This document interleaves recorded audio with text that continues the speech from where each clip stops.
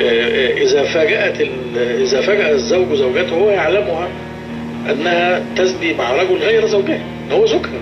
بس ما فيش 4 شهود. أنا بقول لحضرتك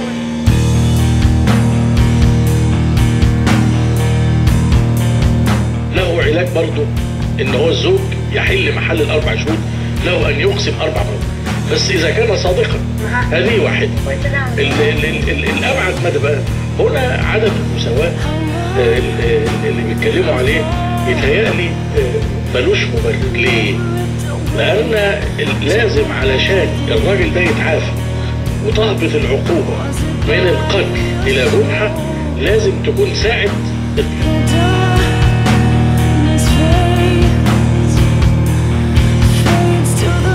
يعني أقول لها، عايز أضرب مثال، لو واحد فتح الأوضة لقى مراته بتزني وبعدين حيل بينه وبينه ومشي لمدة ساعة واحدة ورجع تاني، بقت جريمة قتل خالص. لكن لازم في ساعتها وتبقى القرائن والدلائل.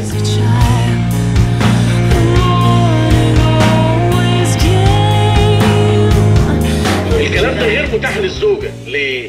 لأن في ساعتها قد تكون اللي معاه زوجة تانية.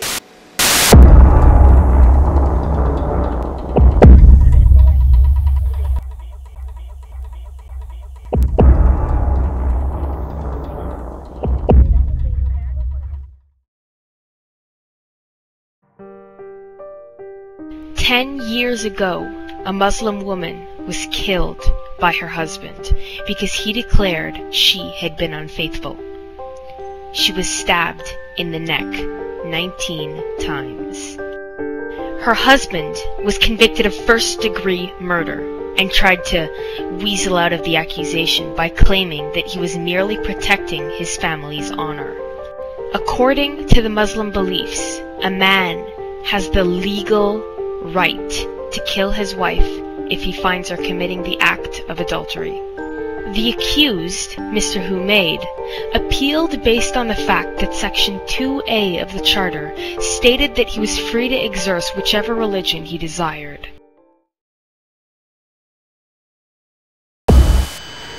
Section 15 of the Canadian Charter of Rights states that every individual is equal, no matter what race, no matter what size, no matter what sexual orientation, correct?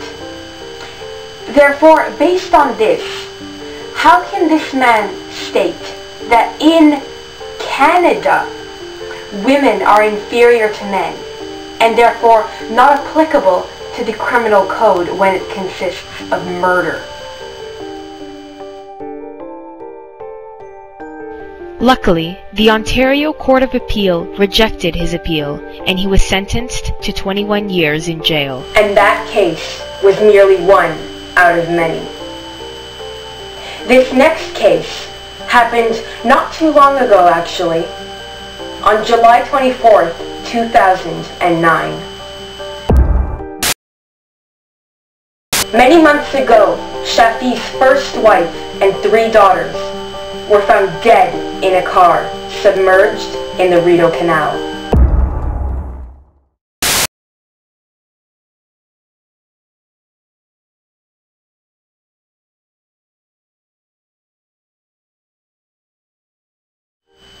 Only later did the police find out that the deaths were not accidental. The murderers turned out to be the father, the biological mother, and the biological brother.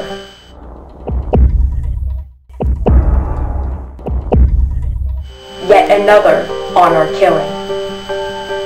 My only question is, if these strongly religious people believe that they were killing their relatives in the name of honor, why did they attempt to cover up the deaths by saying they were accidental?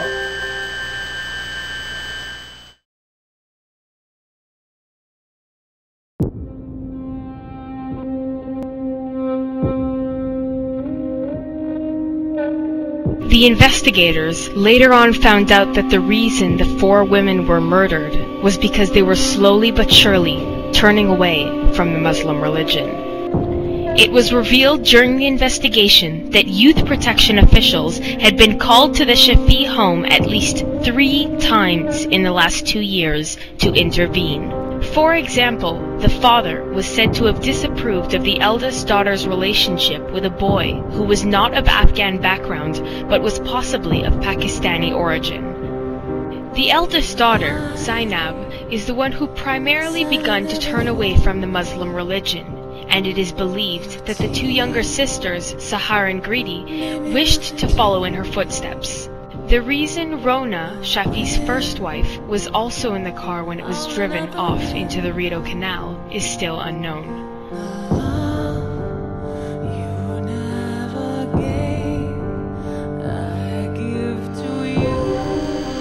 Now, before I say anything else, I want to specify that I didn't necessarily mean to focus the entire project on the Muslim religion. It's just that there are so many aspects of the Muslim religion that clash with the sections of the Canadian Charter of Rights and Freedoms. I just thought I needed to specify that because I really don't want to offend anyone, especially considering it involves the criminal code.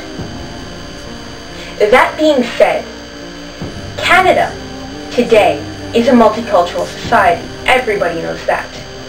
Meaning that every person living in Canada isn't necessarily from Canada. Therefore, it's inevitable to have to state that the religions vastly differ from one another. And who are we as Canadians?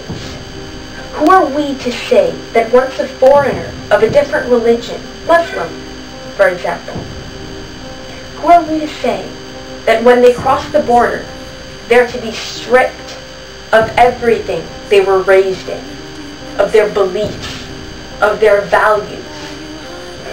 Now, don't get me wrong. I do not condone murder.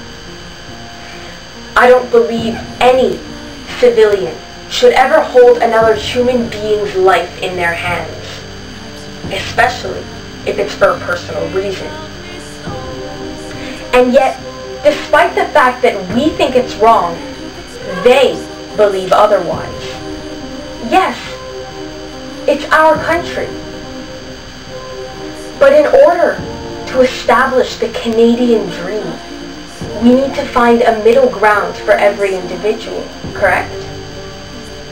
And when this middle ground has finally been established, people will be able to exert their beliefs and their values without the fear that the repercussions of their actions will be portrayed in the next morning's headlines in big, bold letters.